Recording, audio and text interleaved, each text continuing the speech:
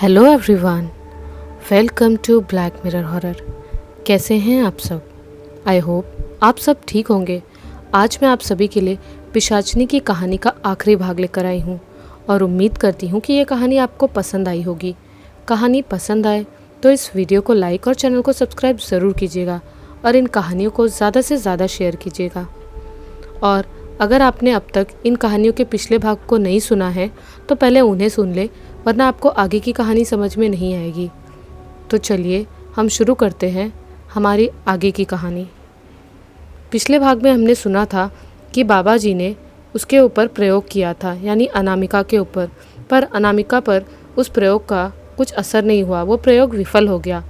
बाबा जी ने कहा कि उन्हें ये पता लगाना होगा कि किस स्थान पर अनामिका की मृत्यु हुई थी। अब वो प्रयोग केवल उस स्थान पर किया जा सकता है। और उसके बाद काफ़ी ज़्यादा हलचल होने लगी थी वातावरण में, जिसकी वजह से सब लोग घर से बाहर भाग गए थे। तो आइए जानते हैं अब आगे इस कहानी में क्या हुआ। क्या वो इन सब में सफल हुए? क्या उसकी मरने की जगह वो ढूंढ पाए? ये सब जानेंगे हम आज की कहानी में। सब लोग अभी माया के घर पर मौजूद थे। सब मिलकर अब आगे की योजना बना रहे थे। राजन, बाबा जी, हमें ये कैसे पता चलेगा? हम उस स्थान को कैसे तलाश करेंगे जहाँ पर अनामिका की मृत्यु हुई थी? ये तो मुझे भी ज्ञात नहीं। इस क्षेत्र में कई जंगल हैं और उन जंगलों में ही किसी जंगल में ये सिद्धि प्राप्त की गई है। माया, बाबा जी, क्या ये वही जंगल नहीं हो सकता जिस जंगल में आप लोग सिद्धि प्राप्त कर रहे हैं? नहीं, ये वो जंगल नहीं हो सकता। उस जंगल में इस प्रकार की सिद्धि साधना यदि कोई करेगा, उसके विरोध में कई साधु तांत्रिक खड़े हो जाएंगे। मैं कुछ समझी नहीं बाबा जी, आपका तात्पर्य बलि से है क्या? हाँ, तुम सही समझ रही हो, हमारा तात्पर्य बलि से ही है। आप लोग अपनी साधना में किसी भी मनुष्य की बलि नहीं देते। बाबा जी, उस जंगल में आज तक जितने भी साधु आए हैं या जिसने भी तांत्रिक साधना प्राप्त की है, उसने कभी भी किसी भी मनुष्य की बलि नहीं दी है। माया, पता नहीं आप लोग मेरी बात से सहमत होंगे या नहीं, परंतु मुझे लगता है कि हमें अनामिका के घर के पास वाले जंगल से ही आरंभ करना चाहिए। बाबा जी, तुम बिल्कुल सही कह रही हो, हमें अनामिका के घर के पास वाले जंगल से ही तलाश आरंभ करनी होगी। सुबह का समय हो रहा था, सब लोग घर से निकल ही रहे थे कि मौसम खराब हो गया। काले बादल ने पूरे आकाश को ढक लिया। तूफान का माहौल बन गया। तेज गति के साथ हवा बहे जा रही थी, अपने साथ कुछ उड़ाकर ले जा रही थी। माँ ने देखा बहुत वेग में तूफान था। वो मन ही मन सोचने लगी, ऐसे मौसम में बाहर निकलना बेवकूफ़ी ही थी। माया सोचने लगी कि अभी बाहर निकलना अपनी जान खतरे में डालने जैसा होगा। माया मुड़कर वापस अपने घर के अंदर जा रही थी कि उसकी नज़र एक गाड़ी पर पड़ी। माया ने देखा कि हवा का तेज वेग उस गाड़ी को पीछे की ओर धकेल रहा है। माया मन ही मन सोचने लगी, उस गाड़ी में कोई है तो नहीं? कोई होगा तो उसे कितनी परेशानी हो रही होगी। इस तूफान में भी कैसे वो गाड़ी चलाएगा? और अगर गाड़ी के साथ साथ उसे चोट पहुंच गई तो? माया के मन में बहुत सी बातें चलने लगी। माया बाबा जी के पास जा रही थी कि उसने देखा कि सब लोग दरवाजे की ही ओर चले आ रहे हैं। माया, माफ़ी चाहती हूँ बाबा जी, पर अभी बाहर जाना खतरे से खाली नहीं होगा। बाहर बहुत तेज़ तूफान आया हुआ है। अभी बाहर जाने का अर्थ है अपनी जान गंवा देना। बेहतर यही होगा कि हम लोग कुछ समय के बाद ही घर से निकले। माया की बात सुनकर बाबा जी हंसने लगे और बोले, हमारे कार्य के आरंभ होने से पूर्व ही उसने अपना कार्य आरंभ कर दिया है। क्या मतलब बाबा जी? मैं कुछ समझी नहीं। मतलब ये कि वो नहीं चाहती कि हम उसके बारे में पता लगाएं। तो अब हम क्या करें बाबा जी? ऐसे मौसम में बाहर निकलना खतरे से खाली भी तो नहीं।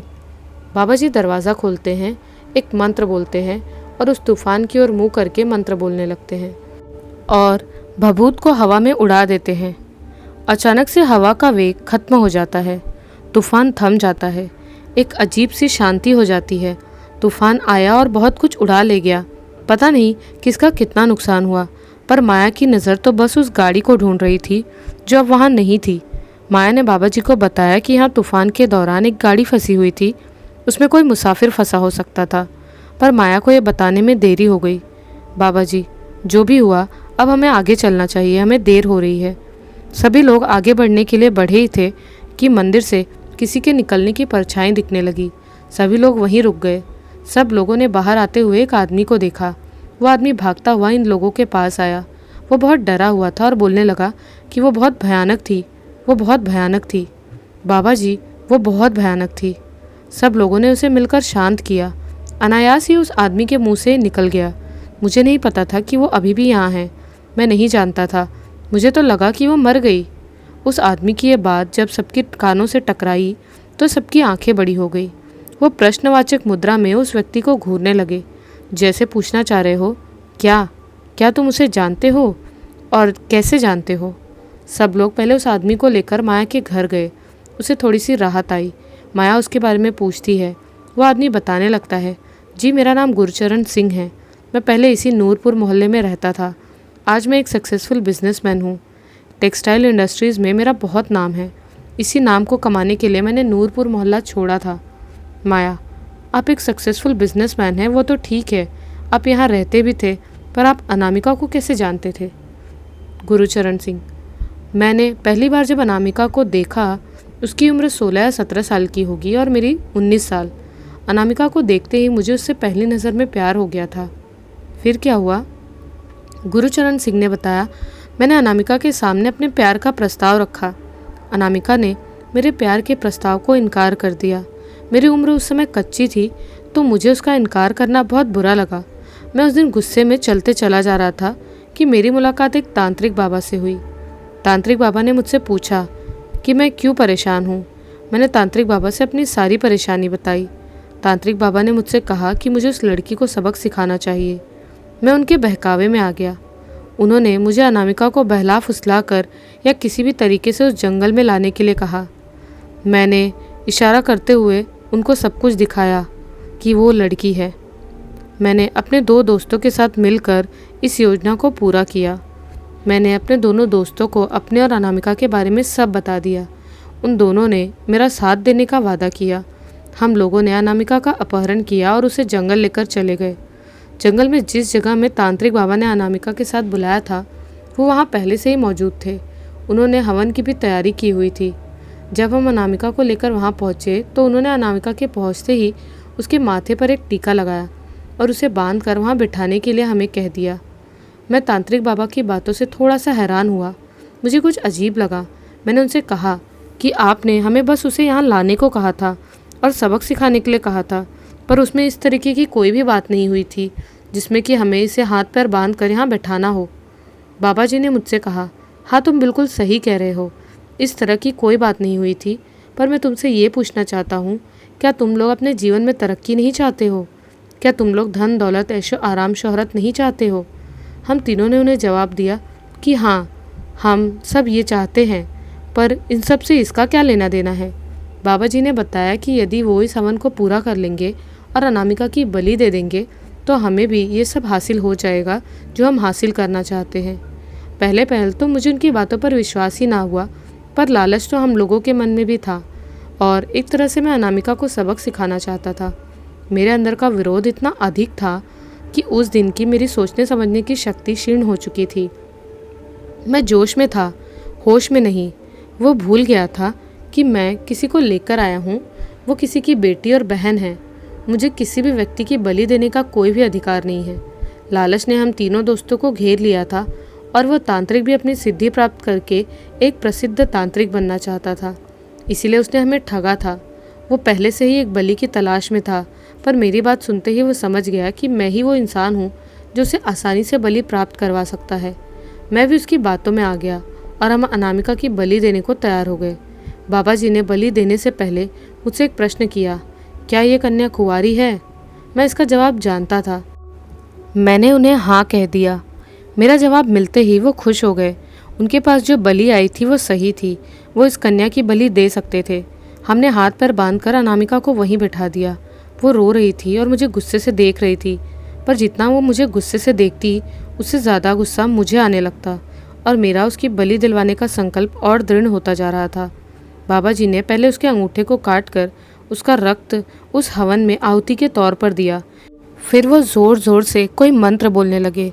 कुछ देर बाद उन्होंने उसे जगह जगह से चाकू से कट के निशान मारने लगे। आखिर में उन्होंने उसके दिल में चाकू उतार कर उसकी बलि दे दी। सब लोग गुरुचरण जी की ये बात ध्यान से सुन रहे थे। सुनते हुए माया को बहुत गुस्सा आ रहा था। माया गुस्से में लगभग चीखते हुए, शर्म आनी चाहिए तुम जैसे इंसान को, एक मासूम सी लड़की की बलि दिलवा दी। सिर्फ इस कारण से कि उसने तुम्हारे प्यार के प्रस्ताव को मना कर दिया और तुम्हें उससे इतनी नफरत हो गई कि तुमने उसकी बलि चढ़वा दी। इतने सालों बाद अब यहाँ क्या कर रहे हो? मैं जानता हूँ कि मैंने जो काम किया है उसकी कोई माफ़ी नहीं है। मैं जानता हूँ कि उस दिन के बाद से मैं कितना पश्चाताप महसूस कर रहा हूँ। जब वो थी, मेरे होश ने काम करना बंद कर दिया था, पर जब उसकी बलि देकर मैं घर आया था तब मेरे दिमाग ने वापस से काम करना शुरू कर दिया और मुझे लगने लगा कि मैंने कितना घिनौना काम किया है। मैं खुद को माफ़ नहीं कर पा रहा था, यहाँ से इन सब से दूर जाना चाह रहा था। वो बलि जिस प्रयोजन से दी गई थी वो भी पूरा हो रहा था। मुझे एक फ़ोन आया दिल्ली से, दिल्ली के प्रतिष्ठित कॉलेज में MBA का। मैंने फ़ौरन हाँ कर दी। मैं इन सब से दूर भाग जाना चाहता था। मुझे लगा कि शायद मैं जगह बदल दूंगा तो सब कुछ बदल जाएगा, पर कुछ नहीं बदला। मैं अंदर ही अंदर बुरा महसूस कर रहा था। माया, यहाँ आने का कारण क्या है? गुरुचरण, अपनी माँ के लिए आया हूँ, उनकी तबीयत बहुत ख़राब है। तुम्हारी माँ यहाँ रहती है? तुम उन्हें अपने साथ नहीं ले गए? मैंने माँ को साथ चलने के लिए कहा था, पर मेरी माँ ने साथ जाने से मना कर दिया। उसने कहा कि उसकी सारी यादें इस जगह से जुड़ी हैं, वो इस जगह को छोड़कर नहीं जाएगी। तुम्हारे जैसे इंसान को तो मर जाना चाहिए। बेशर्म हो तुम, एक लड़की की जान ले ली। तुम्हारी माँ यहाँ अकेले है और तुम इन सब से भाग रहे थे, जिसकी वजह हो सिर्फ तुम हो, तुम और तुम्हारे दोस्तों का लालच। गुरुचरण शर्मिंदा बैठे हुए थे, अपनी नज़र झुकाए हुए। आपने उसका अपहरण कैसे किया? आशीष ने पूछा। उसका अपहरण करने के लिए हमने बेहोशी की दवा का इस्तेमाल किया। एक कपड़े में हमने बेहोशी की दवा डाली। मैं अनामिका के सामने जाकर खड़ा हो गया। उसका सारा ध्यान मुझ पर केंद्रित हो गया, जिसके कारण मेरे दोस्तों को मौका मिल गया और उन्होंने उसके नाक पर वो कपड़ा रख दिया और वो बेहोश हो गई। आपको दवा कहाँ से मिली? मेरा दोस्त कुलदीप, उसके पिता की दवा की दुकान थी, हमने वहीं से चुराई थी। अनामिका के साथ तो ये सब हुआ, लेकिन उसके माँ पापा कहाँ चले गए? मैं नहीं जानता, मैं यहाँ से चला गया था। आपकी माँ तो यहीं रहती है ना? उन्हें पता होगा कि आखिर अनामिका के परिवार के साथ क्या हुआ। हाँ, वो जानती होंगी। घर कहाँ है आपका? मंदिर से पहले चौथा घर। सब लोग गुरुचरण के घर जाने की तैयारी करने लगते हैं ताकि राज सामने आ जाए। सब लोग गुरुचरण के घर जाने के लिए निकल गए और तूफान थम चुका था। गुरुचरण का घर ज़्यादा दूर नहीं था, इसलिए सभी लोग जल्दी ही उसके घर पहुंच गए। तभी माया ने दरवाजे की घंटी बजाई। दरवाज़ा खोलने के लिए एक लड़की बाहर आई। ये लड़की गुरुचरण के घर में उसके माँ और पिता का ख्याल रखती है। वो लड़की माया से उसका परिचय पूछती है। उसके बाद वो गुरुचरण की माता को जाकर बताती है कि कौन आया हुआ है। गुरुचरण की माँ उन्हें अंदर आने के लिए अनुमति दे देती है। सब लोग अंदर आते हैं। एक वृद्धावस्था की महिला बिस्तर पर लेटी हुई थी। देखने से वो बहुत बीमार लग रही थी। उनकी बगल में एक वृद्ध व्यक्ति बैठे थे। वो गुरुचरण के पिता थे। उम्र ने अपनी छाप दोनों के चेहरे पर छोड़ दी थी। झुर्रियों और कमज़ोर हुए शरीर में बहुत ज़्यादा जीने की अब आस दिखाई नहीं देती थी। बेटा तो वैसे भी छोड़कर जैसे परदेश बस गया, कोई खबर ही लेने नहीं आता था उनकी। सब लोगों ने पहले उन्हें प्रणाम किया। गुरुचरण की माता और पिता दोनों ने बाबा जी को प्रणाम किया। गुरुचरण की माँ ने उस लड़की को सबके बैठने के लिए और खाने पीने का इंतज़ाम करने के लिए कहा। कुछ ही देर में वो लड़की कुछ कुर्सियाँ लेकर आई और टेबल लेकर आई और सबको बैठने के लिए कहा और पानी और कुछ खाने के लिए लेकर आई। सब लोग बैठ गए। माया ने कहा, नहीं, इसकी कोई ज़रूरत नहीं है, हम आपसे कुछ ज़रूरी काम से मिलने आए हैं। आंटी जी, कैसे ज़रूरत नहीं है पुत्र जी, आप मेरे पुत्र के दोस्त हो ना? नहीं आंटी जी, हम लोग आपके बेटे के दोस्त नहीं हैं, हम लोग इसी मोहल्ले में रहते हैं। मेरा नाम माया है, ये राजन जी है, वो आशीष है मेरे कलीग, और ये बाबा जी है। पर पुत्र जी, आप बाबा जी के साथ क्यों आए हो? हम आपसे कुछ जानने आए हैं आंटी जी, किसी के बारे में। हाँ बोल पुत्र, की जानना है? अनामिका के बारे में। अनामिका का नाम सुनकर आंटी जी की आंखों में आंसू आ जाते हैं। उनकी आंखें नम हो जाती हैं। आंटी जी आपने आपको संभालती है और कहती हैं, क्या जानना चाहती हो अनामिका के बारे में? अनामिका के परिवार के साथ क्या हुआ? बेटा, पहले ये पूरा मोहल्ला परिवार के जैसे रहता था। अनामिका हम आया करती थी। खेलते खेलते अनामिका के सर पर पत्थर मारकर उसे चोट पहुंचा दी थी। बहुत खून बहा था बच्ची का। मुझे बहुत तकलीफ़ हुई, इसीलिए मैंने उसे अपने घर आने से मना कर दिया। मुझे लगा कि मेरा बेटा उसे और चोट ना पहुंचा दे। उस उम्र में गुरुचरण बड़ा ही बदमाश था। माया मन ही मन सोचने लगी कि आप सही सोच रही थी आंटी जी। देखिए आपके बेटे ने उसे कहाँ से कहाँ पहुँचा दिया। वो हमारे घर नहीं आती थी, पर मैं अक्सर उसके परिवार से मिलने उनके घर जाती थी। एक दिन खबर आई कि अनामिका गायब हो गई है। मेरे तो होश ही उड़ गए। मैं फ़ौरन उनके घर पहुंची, बहन जी को दिलासा देने लगी। हमने काफ़ी इंतज़ार किया पर वो नहीं आई। 2 दिन बाद मैंने देखा कि अनामिका अपने घर आ गई है। मैंने देखा कि अनामिका काफ़ी कमज़ोर लग रही थी। उसका चेहरा धँस गया था, शरीर काफ़ी सिकुड़ गया था, आंखों के नीचे काले घेरे आ गए थे, चेहरे पर झुर्रियाँ, हाथों की सिकुड़ी हुई चमड़ी। बहुत ही अजीब लग रहा था उसे देखकर। मैं समझ गई कि वो बहुत बीमार है। मैं अनामिका के पास ही खड़ी थी कि मैंने देखा अनामिका मुंह से उल्टियाँ कर रही थी, बहुत सारी उल्टी। उसके मुंह से खून की उल्टी हो रही थी। मेरे और बहन जी दोनों के होश उड़ गए। हम दोनों की आंखें बड़ी हो गई और हम लोग हैरानी से उसे देखने लगे। उल्टी होने के बाद अनामिका एकदम से बेहोश होने लगी। हमें कुछ समझ में नहीं आ रहा था कि आनन फानन में हम दोनों अनामिका को संभालने के लिए उसकी ओर भागे। अनामिका ने मुझे रुकने का इशारा करते हुए वहीं ठहरने के लिए कह दिया। मैं अपने दिल को बहुत मुश्किल से समझा पाई और मन ही मन सोचने लगी कि शायद इसने ऐसा इसीलिए किया क्योंकि मैंने उसे अपने घर पर आने से मना कर दिया था। उसके बाद से हमारी बहुत ही कम मुलाकातें हुई। बहन जी अनामिका को संभाल कर उसके कमरे में ले गई और उसे उसके बिस्तर पर लेटा दिया। मुझे बहुत परेशान लग रही थी वो। अनामिका की माँ कह रही थी कि उन्हें बहुत चिंता हो रही है अपनी बेटी को इस हाल में देखकर।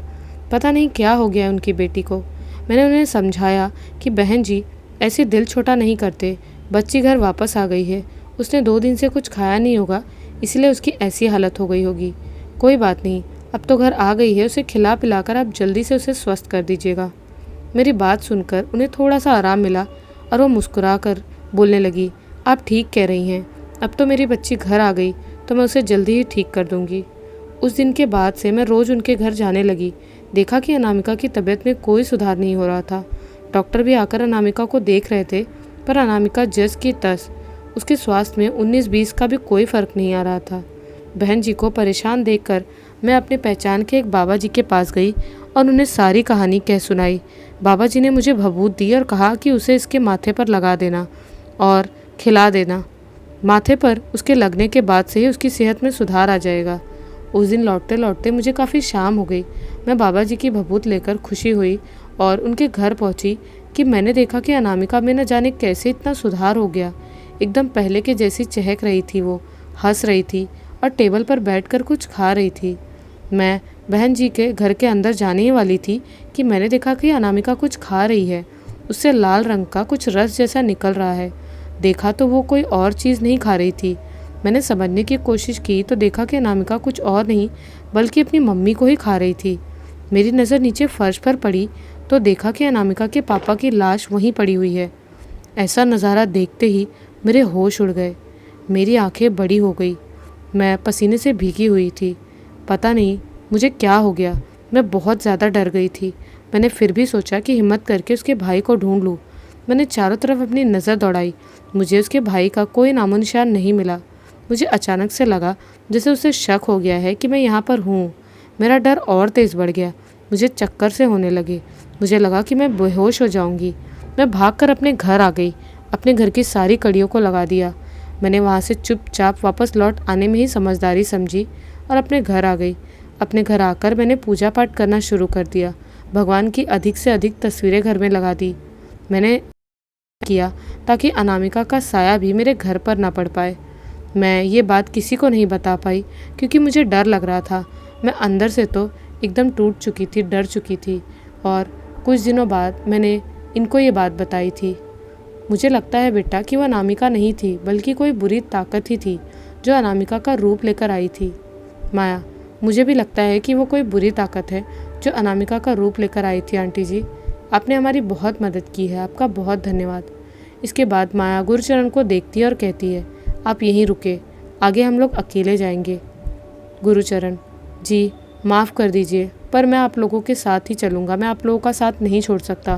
मैंने जो उस समय गलती की थी उसका मुझे अब बहुत अफसोस हो रहा है। उससे मुझे नहीं पता कि मेरी गलती का ये परिणाम हो सकता है। इसीलिए मैं आप लोगों से माफ़ी चाहता हूँ और आप लोगों का साथ देना चाहता हूँ। मुझसे जो बन पड़ेगा मैं करूँगा। माया आंटी जी की ओर मुस्कुराकर देखती है और कहती है, आप चिंता मत कीजिएगा, हम जल्दी आपके बेटे के साथ वापस लौटेंगे आपसे मिलने। आंटी जी ने गुरुचरण और माया की बात तो नहीं सुनी थी, इसलिए वो मुस्कुराकर सबको विदा कर देती है। सब लोग घर से बाहर आ जाते हैं और जंगल की तरफ चल देते हैं। जाने से पहले ही माया ने एक बैग तैयार कर लिया था, जिसमें उसने जंगल में जाने के बाद ज़रूरत में पड़ने वाले सारे सामान को रख लिया था। सब लोग जंगल के अंदर प्रवेश कर चुके थे। जंगल बहुत घना था, इतना घना कि दिन में भी वहाँ बिना टॉर्च के कुछ दिखाई नहीं दे रहा था। सबने अपने मोबाइल की टॉर्च जला दी थी। तभी माया ने सबको अपने फ़ोन की टॉर्च बंद करने को कहा और कहा कि मोबाइल की ज़रूरत हमें बाद में भी पड़ सकती है। मेरे पास कुछ टॉर्च है, ये आप लोग ले लीजिए। सभी लोग माया से टॉर्च लेकर उसे जलाकर जंगल में चलने लगते हैं। पेड़ पौधे और पत्तियों और कांटों का जाल, जंगल ऐसे ही खतरनाक लग रहा था। दिन में भी सूरज की रोशनी जंगल में नहीं पहुंच पा रही थी। सभी लोग एक दूसरे का ध्यान देते हुए एकदम एक साथ चल रहे थे ताकि कोई बिछड़ न जाए। ऐसे जंगलों में अक्सर लोग बिछड़ जाते हैं और वो लोग तो फिर भी अनामिका का सामना करने आए थे। उन्हें पता था कि जो भी एक बिछड़ गया उसका इस जंगल से वापस लौटना नामुमकिन हो जाएगा। अनामिका उसे नहीं छोड़ेगी और अनामिका तो ये जानती है कि वो लोग इस जंगल में हैं, तो उसके लिए उन्हें मारना और आसान हो जाएगा। एक साथ रहने पर वो लोग एक दूसरे की शक्ति बने हुए थे। सब लोग पत्तियों डंडियों को कुचलते हुए आगे बढ़ रहे थे। जंगल में चलना बहुत ही मुश्किल हो रहा था।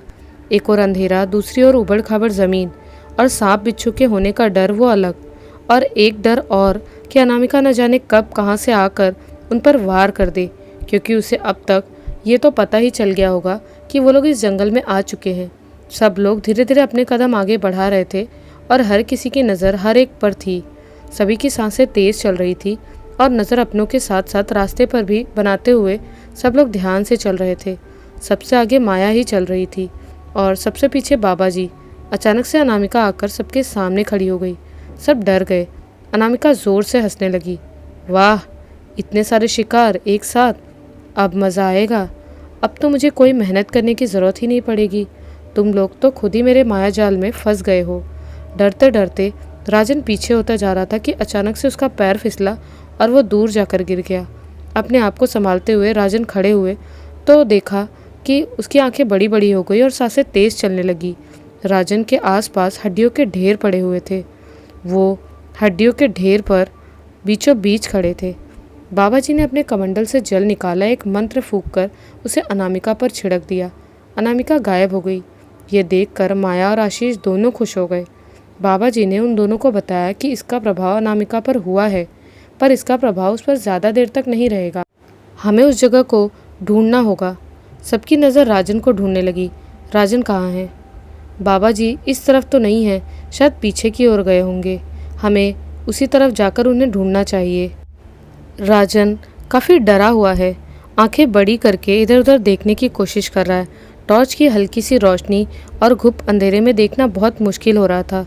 जंगल तो ऐसे ही भयावह होते हैं, पर वो घुप अंधेरा उसे और भी भयावह बना रहा था। राजन की हिम्मत जवाब दे रही थी। वो पसीने से भीग चुका था। डर से उसकी सांसें बहुत तेज़ चल रही थी। धड़कन धौंकनी की तरह चल रही थी। कोई है? माया जी, बाबा जी, कोई तो जवाब दो। राजन अब रुआंसा सा हो चुका था और रोते हुए बोलने लगा। राजन की आवाज़ दूर जंगल में कहीं जाकर खो गई। राजन किसी आवाज़ के लौटने का इंतज़ार कर रहा था, पर कोई आवाज़ के लौटकर ना आने के कारण राजन की हिम्मत अब जवाब दे रही थी। राजन सर पकड़कर बैठकर रोने लगा। उसको ऐसा महसूस हो रहा था कि बस कहीं से भी अनामिका उस पर वार कर सकती है, कभी भी। आशीष, बाबा जी, माया और गुरुचरण राजन को ढूंढ रहे थे। इतने अंधेरे में टॉर्च की हल्की सी रोशनी में किसी को ढूंढना इस घने जंगल में बहुत मुश्किल हो रहा था। वो लोग बस ढलान को ध्यान में रखते हुए उसी ओर बढ़ते चले जा रहे थे। अब ढलान खत्म हो गई थी। राजन कहीं दिखाई नहीं दे रहा था। वो लोग उसी दिशा में थोड़ी दूर और आगे बढ़े। आशीष, कौन है वहाँ? कौन है? आशीष की आवाज़ सुनकर राजन की जान में जान आ गई। वो टॉर्च लेकर उसी दिशा में चलने लगा जिस दिशा से आवाज़ आ रही थी, पर बहुत संभल के चल रहा था क्योंकि वो हड्डियों के ढेरों के बीचों बीच खड़ा था। राजन आवाज़ से कह रहा था कि मैं राजन हूँ। राजन को मन ही मन डर भी लग रहा था कि कहीं यह अनामिका ना हो जो किसी और का रूप लेकर आई हो उस पर हमला करने, पर अब राजन को बिल्कुल भी भरोसा नहीं था। राजन ये बात जानता था कि अनामिका किसी भी रूप में आ सकती है। राजन आशीष से मिलता है। उसके साथ माया, बाबा जी और गुरुचरण भी थे। तभी माया की नज़र उधर हड्डियों के ढेर पर जाती है। इतने सारे मनुष्य कंकाल को देखकर सब लोग हैरान हो जाते हैं। सबकी आंखें बड़ी हो जाती है। हालांकि राजन ये पहले से देख चुका था, इसीलिए वो बस डरा हुआ लग रहा था, हैरान नहीं। माया, इस इलाके के इतने लोग गायब हो चुके हैं पर पुलिस कुछ नहीं कर रही, या पुलिस के पास शायद इन लोगों की एफआईआर भी नहीं है। इतने सारे मनुष्य के कंकाल एक साथ बहुत हैरान कर देने वाला था। इन 10 सालों में अनामिका ने न जाने कितने लोगों की जान ले ली थी। अनामिका के चलते न जाने कितने लोगों ने अपने परिवार को खो दिया, अपने लोगों को खो दिया। आशीष, कोई कुछ करे भी तो क्या करे, ऐसी शक्तियों से लड़ना भी तो आसान नहीं होता। आशीष मन ही मन सोचने लगता है कि इतने सारे कंकाल यहाँ पर हैं तो अनामिका का कंकाल भी ज़रूर यहीं कहीं होगा। इसीलिए वो अपने पैर से कुछ कंकालों को हिलाता है। उन कंकालों के हिलते ही अचानक से बहुत सारा शोर होने लगता है। ऐसा लगता है कि बहुत सारे लोग चिल्ला रहे हैं। वो शोर ऐसा लग रहा था जैसे लोग तड़प रहे हैं और मदद मांग रहे हैं। आ रहे उस शोर में सबको बहुत परेशानी में डाल दिया। शोर के कारण सब लोगों ने अपने कान बंद कर लिए, दोनों कानों को अपने हाथों से ढक लिया बस। और फिर भी इतना ज़्यादा था शोर कि उनके कान ढकने के बाद भी वो शोर कम ना हुआ। चिल्लाते हुए, चुप हो जाओ, चुप हो जाओ। इस शोर ने सबको असहज महसूस करा दिया था। माया चिल्ला रही थी। बाबा जी अभी भी सहज खड़े थे और कोई मंत्र बुदबुदा रहे थे। थोड़ी देर बाद उन्होंने वो जल जो उनके हाथ में था उन कंकालों पर छिड़क दिया और सारा शोर अचानक से बंद हो गया। कैसे वातावरण में अचानक से खामोशी ने पैर पसार लिए। फिर से जंगल में वही आवाज़ें आने लगी जो हर जंगल में आती है, कुछ कीड़ों मकोड़ों की और कुछ सांप बिच्छुओं की। बाबा जी, आप क्या कर रहे थे?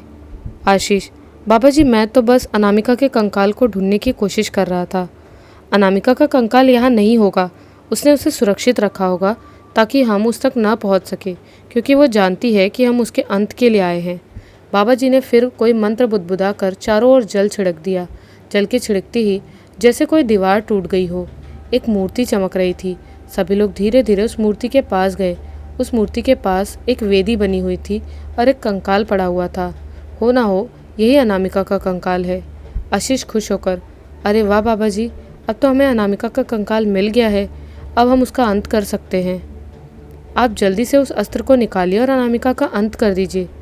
नहीं बाबा जी, मेरी निधि नहीं मिली है, वो यहाँ नहीं है। और वो रोने लगता है। राजन, माया, बाबा जी हम उसका आवाहन करके भी तो उसे बुलाकर निधि का पता उससे पूछ सकते हैं ना। आप सबको क्या लगता है उसे मारना इतना आसान होगा और वो निधि का पता इतनी आसानी से बता देगी? नहीं, वो निधि का पता हमें बिल्कुल नहीं बताएगी। वो जानती है कि उसकी सबसे बड़ी ताकत अभी हमारी सबसे बड़ी कमज़ोरी है। अभी निधि उसके पास है और वो जानती है जब तक निधि उसके पास रहेगी हम उसे कोई नुकसान नहीं पहुंचा सकते। निधि की जान बचाने के लिए हम कुर्बानी भी दे सकते हैं। आशीष परेशान स्वर में, फिर हम क्या करेंगे बाबा जी? वो तो हमें कभी भी निधि का पता नहीं बताएगी।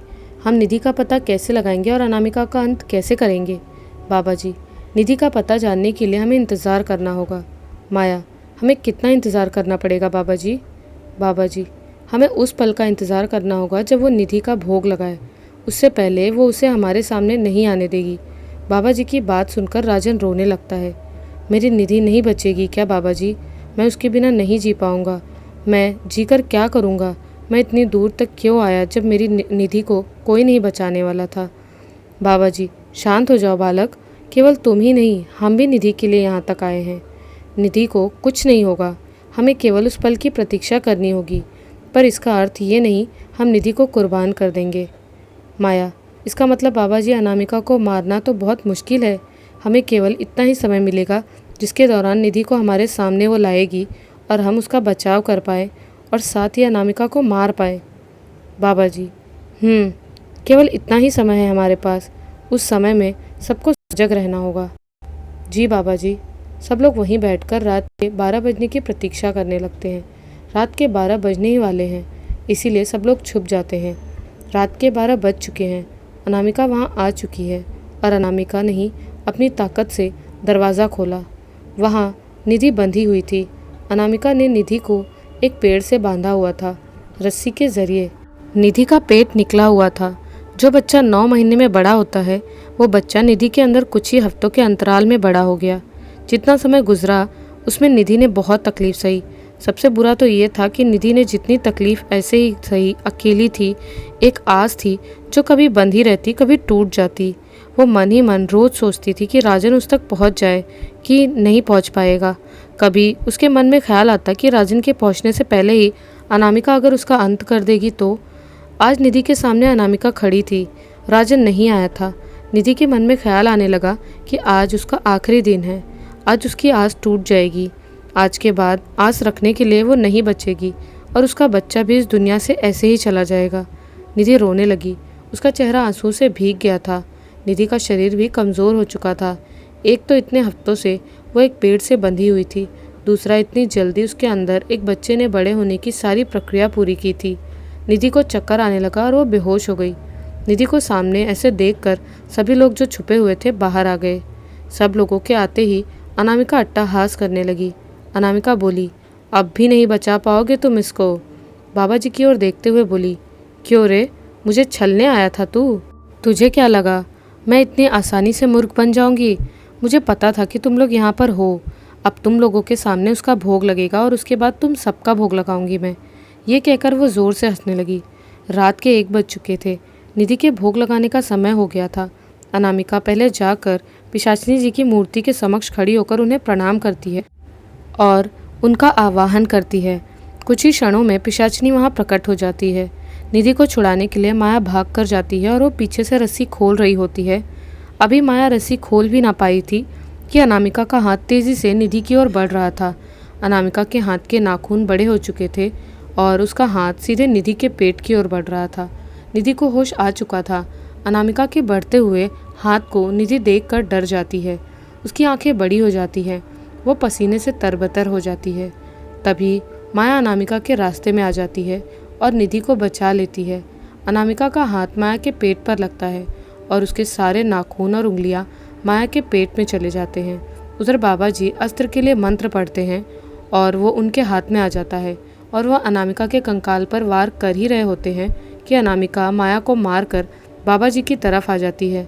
माया के पेट से खून बह रहा होता है, बहुत सारा खून।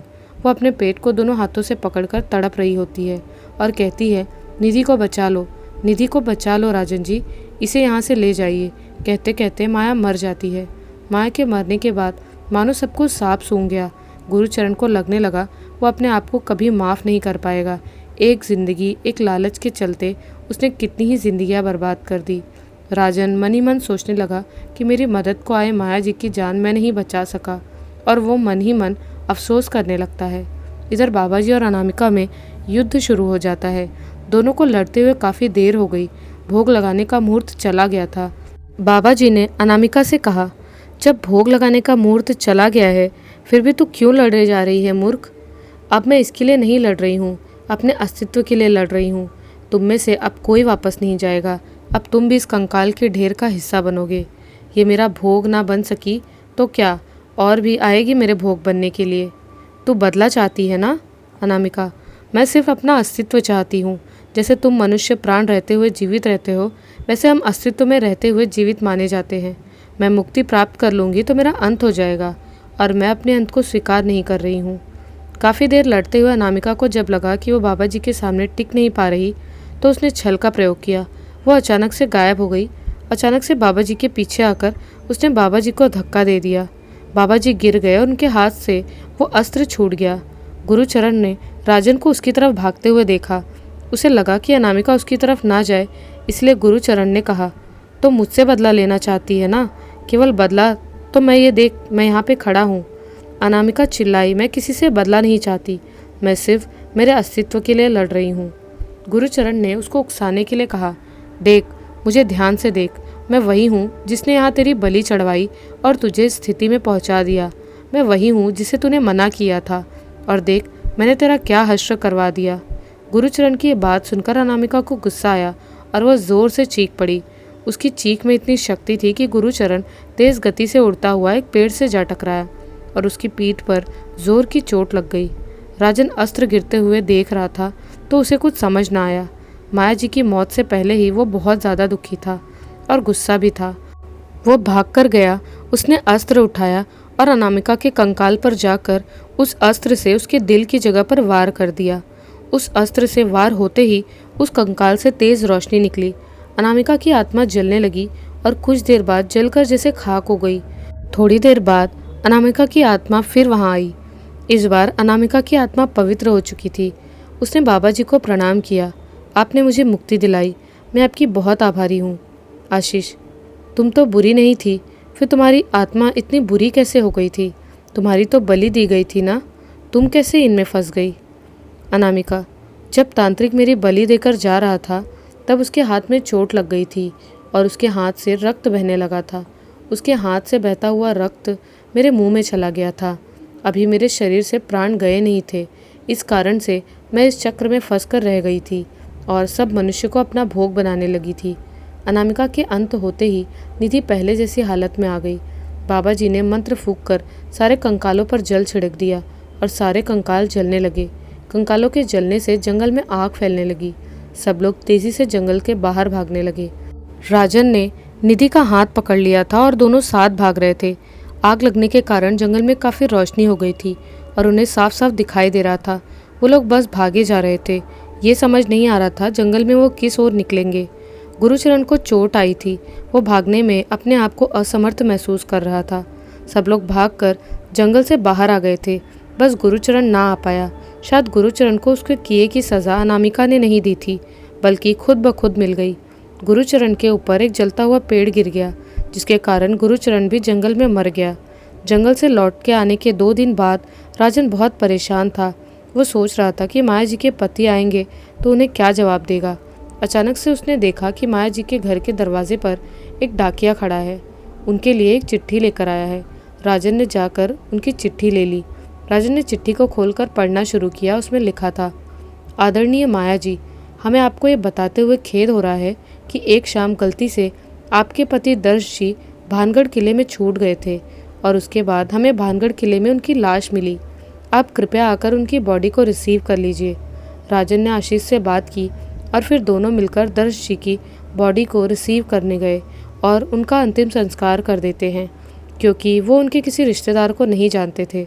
7 महीने बाद निधि ने एक नन्ही सी परी को जन्म दिया।